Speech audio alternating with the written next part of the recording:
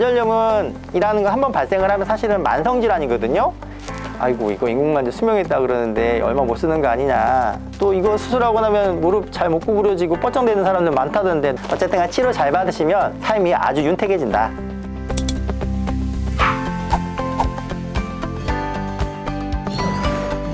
일단 병원에서 하는 이런 온열치료, 초음파치료, 전기치료, 간섭파치료 같은 물리치료를 해볼 수도 있겠고요, 아프신 경우에. 또 저희가 이제 병원에 오면 보통 이제 약들이죠. 약도 뭐 비스테로이드 소염 진통제, 타이레놀, 뭐 천연물 신약, 아주 심한 경우에는 마약도 드리고요. 또 대개는 이런 약들이 이제 속 쓰리게 만드니까 이제 위장관 보호제를 보통 같이 챙겨 드려요.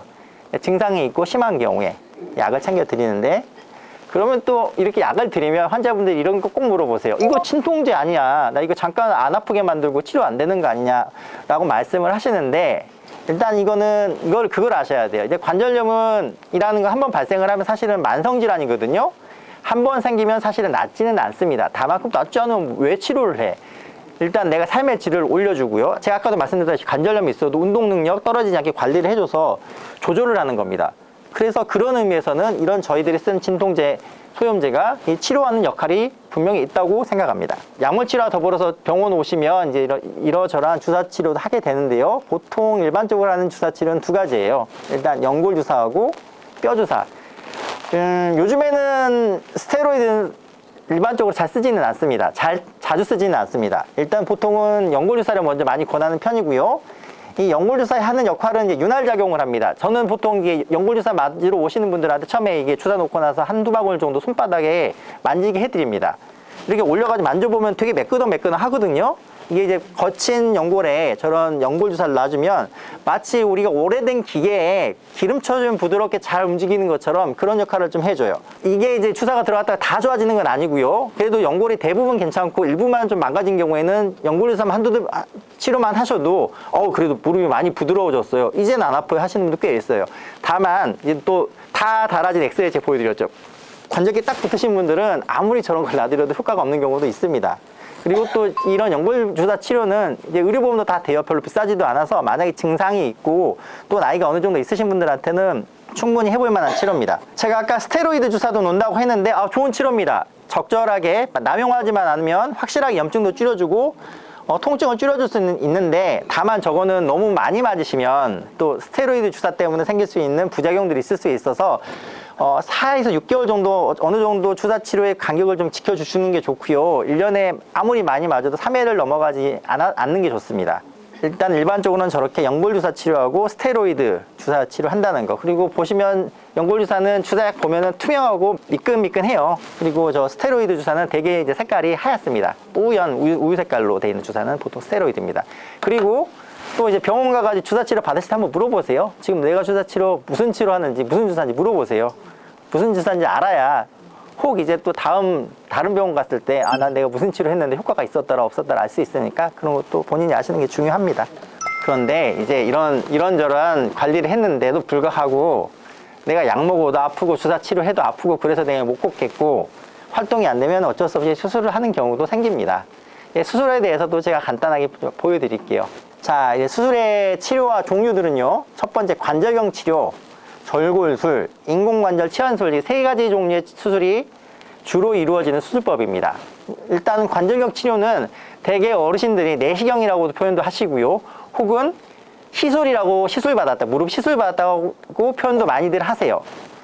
그리고 이제 절골술, 인공관절 치환술 대개는 이제 수술이라고 많이들 알고 계시고요. 근데 하나하나 어떤 건지 설명해 드리도록 할게요. 관절경 수술은요, 이렇게 보시면 의사가 뒤에서 지금 카메라하고 기구를 가지고 이렇게 모니터 보면서 수술을 하죠. 작은 구멍을 보통 2개에서 3개 혹은 많이 쓰면 4개 정도를 뚫습니다. 내시경이거든요. 물론 적어도 마취라고 하는 수술이긴 하는데, 일단 카메라로 들여다보고 작은 손상들은 저런 내시경 시술로도 낫게 해드릴 수 있어요. 들여다보고 저렇게 보시면 연골이 이렇게 달아져 있는 부분이 보이죠? 이따가도 나오겠지만 이런 연골이나 반달 연골판이 찢어진 것들을 이제 내시경을 통해서 고칠 수가 있어요. 이렇게 틀어져 있었던 거를 내시경 들어가서 정리해주고 깨끗하게 청소해주는다, 이런 것도 가능하고요. 또 이렇게 연골이 벗겨져 있는 부분도 골수 천공술이라고 해서 이렇게 이제 벗겨졌던 이 연골이 코팅이 벗겨진 부분에다가 이렇게 구멍을 뚫어주면 연골 비슷한 게 또 재생이 돼요. 그런 식으로 낫게 해주는 수술법도 있습니다. 이거는 좀 한 10년 안쪽에 개발된 치료법이긴 하는데 줄기세포 치료라는 것도 있어요. 지금 여기는 그냥 벗겨진 연골에 구멍 뚫어주고 콜라겐 같은 물질만 뿌려주는 건데, 이때 재생되는 이제 연골 비슷한 거라고 그랬잖아요. 그런데 이건 약간 연골 비슷한 거지 원래 오리지널 연골이랑 조금은 달라요. 강도도 좀 다르고. 근데 이렇게 줄기세포를 이식을 해주면 거의 이제 본인 연골과 비슷한 성분으로 이렇게 또 재생이 되게 해주는 수술법도 있습니다. 그리고 아까 제가 관절염이 심해지면 다리가 이렇게 휘어진다 그랬잖아요. 보통 이제 나이가 좀 젊으신 분들 중에서 관절염이 조금 심한 분들은 일단 인공관절은 해야 되겠는데 애매하고, 어쨌든 휜다리를 해결해야 되겠으면 이렇게 휜다리를 해결을 합니다. 어떻게 하냐면 이렇게 엑스레이를 찍어봐서 안쪽으로 체중이 많이 실린 걸 확인하고요.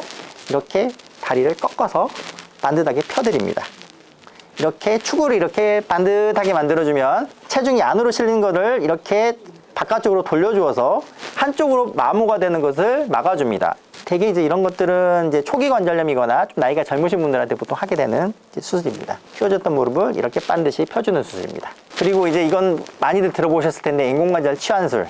이런 앞에 설명드렸던 그런 간단한 관절 경도 안 되고 절골술을 하기에는 좀 연세가 많거나 좀 많이 닳아진 분들은 이렇게 닳아진 연골을 그냥 깎아내고 인공관절을 끼워드립니다. 또 인공관절도 이렇게 전체적으로 다 집어넣는 인공관절도 있고요.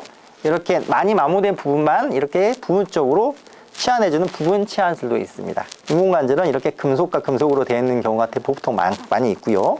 그 중간에 또 이렇게 특수 플라스틱으로 되어 있는 이렇게 치환물이 이렇게 세 부분으로 되어 있는 것이 보통입니다.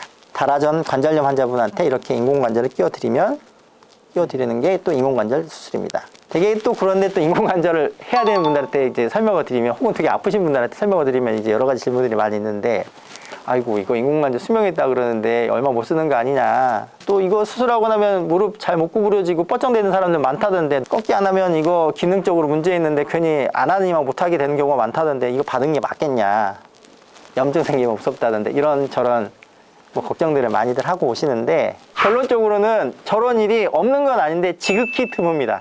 적절한 상태에서 아까 보여드렸던 무릎이 다 닳아진 상태에서 무릎 관절 이렇게 인공관절 치환해 드리잖아요.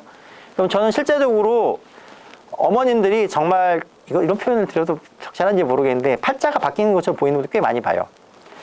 무릎 관절이 심해서 아파서 우울하니까 곧 돌아가실 분처럼 뭐 행색도 오고 누추하게 오고 그냥 인상 이렇게 찌푸리고 막 오시거든요. 찍어봐서 이제 인공관절 할 정도로 많이 망가진 분들한테 수술을 잘 해드려요.